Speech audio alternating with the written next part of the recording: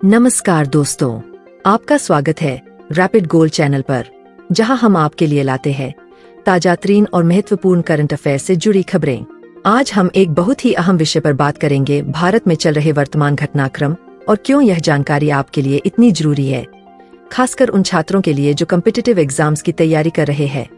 अगर आप भी यूपीएससी, एसएससी, बैंक पीओ या किसी और परीक्षा की तैयारी कर रहे हैं तो यह वीडियो आपके लिए बेहद खास होने वाला है। हम आपको बताएंगे कि क्यों करंट अफेयर्स के विषय से जुड़े ये न्यूज सेगमेंट्स आपको सही दिशा में तैयारी करने में मदद कर सकते हैं।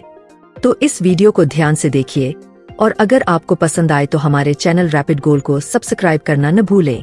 अब सीधे मुद्दे पर आते हैं।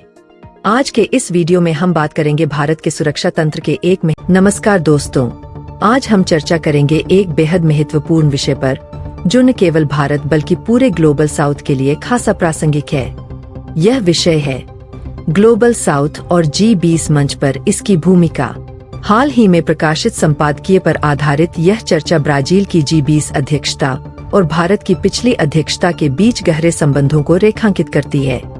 ब्राजील ने 2024 में रियो डी जनेरियो में G20 शिखर सम्मेलन का आयोजन किया, जिसमें सामाजिक समावेशन, भूख में कमी और सतत विकास जैसे प्रमुख मुद्दों पर ध्यान केंद्रित किया गया। यह प्राथमिकताएं भारत की 2023 G20 अध्यक्षता की मानव केंद्रित दृष्टि का विस्तार करती है। G20 मंच, जिसमें अब अफ्रीकी संघ को स्थायी सदस्य के रूप में शामिल किया गया है, विकासशील देशों के लिए एक संतुलित और प्रभावी वैश्विक शासन प्रणाली की दिशा में महत्वपूर्ण भूमिका निभा रहा है। भारत की G20 अध्यक्षता और इसकी उपलब्धियां। भारत की 2023 G20 अध्यक्षता ने न केवल इसे वैश्विक नेतृत्व में सुदृढ़ किया, बल्कि इसे विकसित और विकासशील देशों के बीच पुल के रूप में भी स्थापित किया। आइए इस पर एक नजर डालते हैं कि कैसे भारत ने इस अवसर का इस्तेमाल किया। कूटनीतिक नेतृत्व। अफ्रीकी संघ को G20 का स्थायी सदस्य बनाना एक ऐतिहासिक कदम था, जिसने मंच के समावेशी दृष्टिकोण को मजबूत किया। भारत ने दिल्ली घोषणा को सर्वसम्मति से स्वीकार करवाने में सफलता पाई, जो भूराजनीतिक तनाव के बावजूद एक बड़ी उपलब्धि थी। आर्थिक और व्यापारिक पहल।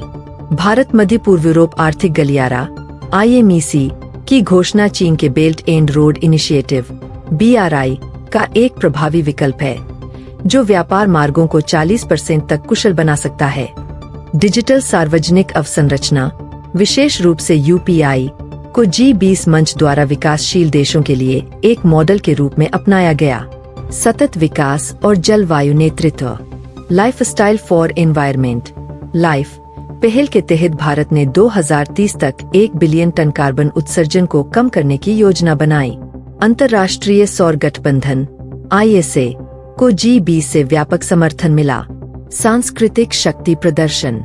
G20 की 200 से अधिक बैठकों के दौरान भारत ने अपनी सांस्कृतिक धरोहर और आधुनिक क्षमताओं का प्रदर्शन किया। कल्चर यूनाइट्स पहल ने सांस्कृतिक कूटनीति के माध्यम से भारत की वैश्विक पहचान को मजबूत किया।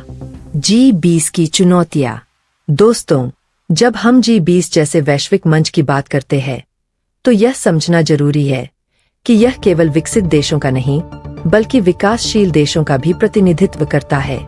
भारत ने 2023 में अपनी G20 अध्यक्षता के दौरान समावेशिता और मानव केंद्रित दृष्टिकोण को प्राथमिकता दी। इसी कड़ी को आगे बढ़ाते हुए ब्राजील ने 2024 में रियो डी जनेरियो में G20 शिखर सम्मेलन का आयोजन किया। इस आयोजन में भूख में कमी, सतत विकास और सामाजिक समावेशन जैसे मुद्दों को प्राथमिकता दी गई। यह भारत की सोच का विस्तार है, जो दिखाता है कि ग्लोबल साउथ अपनी सामूहिक आवाज को कैसे मजबूत कर रहा है। भारत, ब्राजील और दक्षिण अफ्रीका जैसे देश G20 में एक त्रिकोणीय साझेदारी के रूप में उभरे हैं। भारत ने अपनी अध्यक्षता के दौरान दिखाया कि कैसे विकासशील देशों की चिंताओं को वैश्विक मंच पर प्रमुखता दी जा सकती है। अफ्रीकी संघ को G20 में स्थायी सदस्य के रूप में शामिल करना इसी दिशा में एक ऐतिहासिक कदम था। इससे यह स्पष्ट होता है कि G20 अब एक संतुलित वैश्विक शासन की ओर बढ़ रहा है, जहां केवल विकसित देशों का नहीं, बल्कि हर क्षेत्र की आवाज को सुना जा रहा है। भारत की अध्यक्षता में कई महत्वपूर्ण पहल शुरू की गयीं। इनमें से एक थी ग्लोबल बायोफ्यूल अलायंस, जो ऊर्जा सुरक्षा और हरित ऊर्जा पर ध्यान केंद्रित करती है। इसके अलावा भारत मध्य पूर्व यूरोप आर्थिक गलियारे IMEC की घोषणा भी की गई, जो चीन के बेल्ट एंड रोड इनिशिएटिव का एक प्रभावी विकल्प है। यह पहल न केवल आर्थिक सहयोग को बढ़ावा देती है, बल्कि वैश्विक व्यापार मार्गों को भी समय और लागत के लिहाज से अधिक कुशल बनाती है। भारत ने अपनी डिजिटल पब्लिक इंफ्रास्ट्रक्चर जैसे UPI को एक मॉडल के रूप में प्रस्तुत किया, जिसे G20 ने विकासशील देशों के लिए अपनाने लायक माना। इस कदम ने भारत को न केवल एक आर्थिक शक्ति के रूप में, बल्कि विकास समाधानों के एक केंद्र के रूप में स्थापित किया। ब्राजील की अध्यक्षता ने इस परंपरा को आगे बढ़ाया। उनकी प्राथमिकताएं सामाजिक समावेशन और भूख मिटाना केवल आर्थिक विकास तक सीमित नहीं है, बल्कि यह दिखाती है कि कैसे G20 जैसे मंच का उपयोग मानवता के लिए वास्तविक सकारात्मक बदलाव लाने में किया जा सकता है।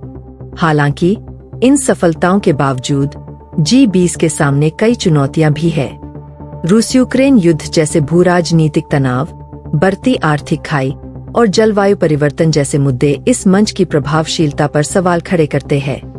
सहमति बनाना, खासकर जब 20 देशों की विविध प्राथमिकताएं हों, एक बड़ी चुनौती है।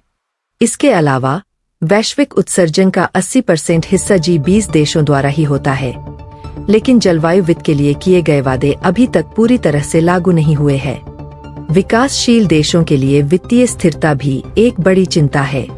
IMF की रिपोर्ट के अनुसार वैश्विक ऋण 2022 में GDP के 238% तक पहुंच गया। ऐसे में common framework for debt treatment को प्रभावी बनाना अत्यंत आवश्यक हो जाता है।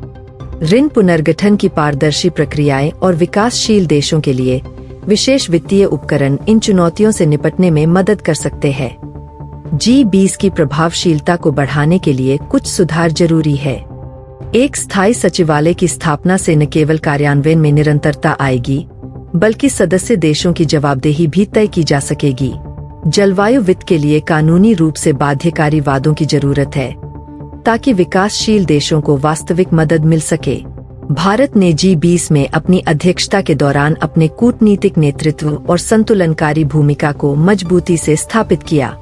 चाहे रूस यूक्रेन संघर्ष हो या चीन के क्षेत्रीय विस्तारवाद से निपटने की बात, भारत ने संतुलन बनाए रखते हुए सभी पक्षों के साथ संवाद किया।